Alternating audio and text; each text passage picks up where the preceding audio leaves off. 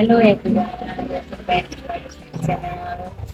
आज चाहिँ मैले आँपको खट्टी मिठी बनाउने रेसिपी लिएर आएको छु। अहिले चाहिँ वैशाख जेठको महिनामा चाहिँ आँप प्रशस्त मात्रामा पाइन्छ नि त, त्यसले गर्दाखेरि मैले चाहिँ आँपको खट्टी मिठी बनाउने रेसिपी लिएर आएकी छु।